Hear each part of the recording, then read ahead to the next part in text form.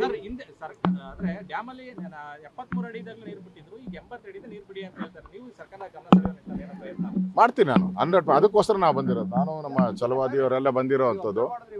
ಕಾವೇರಿ ನೀರು ನಿರ್ವಹಣಾ ಸಮಿತಿ ಮುಂದೆ ಸರ್ಕಾರ ಹೇಗೆ ಡಿಫೈನ್ ಮಾಡಬೇಕು ಅಂತೇಳಿ ಅವ್ರಾಗಲೇ ನೋಡಿ, ತಮಿಳ್ನಾಡವರು ಮುಂಚೆನೇ ಹಾಕ್ಬಿಟ್ಟಿದ್ದಾರೆ ನಮ್ಗೆ ನೀರು ಕೊಡಿ ಅಂತೇಳಿ. ಆದರೆ ನಮ್ಮ ಸರ್ಕಾರ ಇನ್ನೂ ನಿದ್ದೆಯಿಂದ ಎದ್ದೇ ಇಲ್ಲ ನಮ್ಮ ಸರ್ಕಾರ.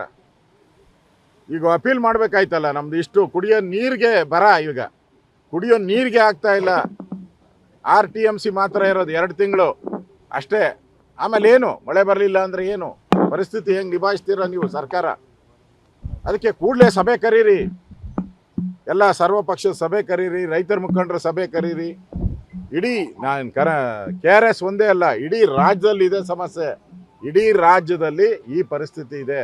ನಾನು KRSಗೆ ಬಂದಿದ್ದೀನಿ, ಇಡೀ ರಾಜ್ಯದ ಎಲ್ಲ ಡ್ಯಾಮ್ಗಳಲ್ಲೂ ಇದೇ ಪರಿಸ್ಥಿತಿಯನ್ನು ನಾವು ನೋಡ್ತಾ ಇದ್ದೀವಿ. ಅದರಿಂದ ಸರ್ಕಾರ ಕೂಡಲೇ ಸಮರೋಪಾದಿಯಲ್ಲಿ ಕೆಲಸವನ್ನು ಮಾಡಿಲ್ಲ ಅಂದರೆ ರೈತರು ಜನ ಬೀದಿಗಿಳಿದು ಈ ಕಾಂಗ್ರೆಸ್ ಸರ್ಕಾರವನ್ನು ತೊಲಗಿಸುವಂಥ ಕೆಲಸವನ್ನು ಮಾಡ್ತಾರೆ. ಈಗ 6ನೇ ಹಂತದ ಯೋಜನೆ ಕೈಗೆ ಏನಪ್ಪ, ಮೊನ್ನೆನೂ ಅಷ್ಟೇ ಆನೇಕಲ್ಲಿಂದ ರೈತರು KDBಗೆ ಅಕ್ವೈರ್ ಮಾಡ್ತಾ ಇದ್ದಾರೆ. ಅಲ್ಲಲ್ಲ, ಒಂದೇ ನಿಮಿಷ, 12,000 ಎಕರೆ ಮಾಡ್ತಾ ಇದ್ದಾರೆ. ಅಲ್ಲಿ ರೈತರು ಪ್ರತಿಭಟನೆಗೆ ಬೆಂಗಳೂರಿಗೆ ಕರ್ಕೊಂಬಂದು ಅವ್ರಿಗೆ ದಾರಿಯಲ್ಲಿ ನಿಲ್ಲಿಸಿ ಹೊಡೆದು ಅವ್ರನ್ನೆಲ್ಲ ಆಸ್ಪತ್ರೆಯಲ್ಲಿ ಅಡ್ಮಿಟ್ ಆಗಿದ್ದಾರೆ. ಕಾಲೆಲ್ಲ ಫ್ರಾಕ್ಚರ್ ಆಗಿದೆ ಅವ್ರಿಗೆ. ಇವತ್ತು ಇಲ್ಲಿನೂ ಅಷ್ಟೇ, ಮಂಡ್ಯದಲ್ಲೂ ಕೂಡ ರೈತರ ಪ್ರತಿಭಟನೆ ಮೇಲೆ ಲಾಠಿ ಪ್ರಯೋಗ ಮಾಡ್ತಾ ಇದ್ದಾರೆ. ಇವೆಲ್ಲ ಭಾಳ ದಿನ ನಡೆಯಲ್ಲ. ಕಾಂಗ್ರೆಸ್ ಸರ್ಕಾರಕ್ಕೆ ಎಚ್ಚರಿಕೆ ಕೊಡ್ತಾ ಇದ್ದೀನಿ, DK ಶಿವಕುಮಾರ್ ಅವ್ರಿಗೆ ಎಚ್ಚರಿಕೆ ಕೊಡ್ತಾ ಇದ್ದೀನಿ. ಈ ಬಲಾತ್ಕಾರ ಮಾಡೋದು, ರೌಡಿಸಮ್ ಮಾಡೋದು, ರೈತರ ಮೇಲೆ ಹಲ್ಲೆ ಮಾಡೋವಂಥ ಪ್ರಯತ್ನವನ್ನು ಮಾಡಬೇಡಿ. ಮಾಡಿದ್ರೆ ಹುಷಾರನ್ನೋ ಮಾತನ್ನು ಹೇಳಿದ್ದೀನಿ. ಟ್ರಕ್ ಮೇಲೆ ಫೈರ್ ಆಗಿದೆ ಸರ್. SP ಅವರು ಹೇಳ್ತಾರೆ ಫನ್ಗಾಗಿ ಏರ್ ಫೈರ್ ಮಾಡಿದ್ದಾರೆ ಅಂತ. ನೋಡಿ, ಕಾನೂನು ಸುವ್ಯವಸ್ಥೆ ಹಾಳಾಗಿದೆ ಅನ್ನೋದು ಇಡೀ ಜಗತ್ತಿಗೆ ಗೊತ್ತಿದೆ.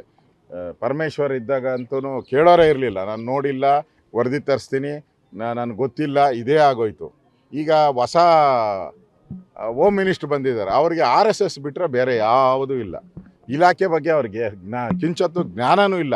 ಯಾಕಂದರೆ ಹಿಂದೆ RDPR ಮಿನಿಸ್ಟ್ರ್ ಇದ್ದಾರಲ್ಲ, ಒಂದು ದಿನ RDPRದು ಮೀಟಿಂಗ್ ಮಾಡಿಲ್ಲ, ಅಲ್ಲಿ ಅಭಿವೃದ್ಧಿ ಏನು ಮಾಡಿದ್ದೀರಿ ಅಂತ ಹೇಳಿಲ್ಲ. ಸ್ವತಃ ಕಲಬುರಗಿಯಲ್ಲೇ ಅವರ ಶಾಲೆಗಳೆಲ್ಲ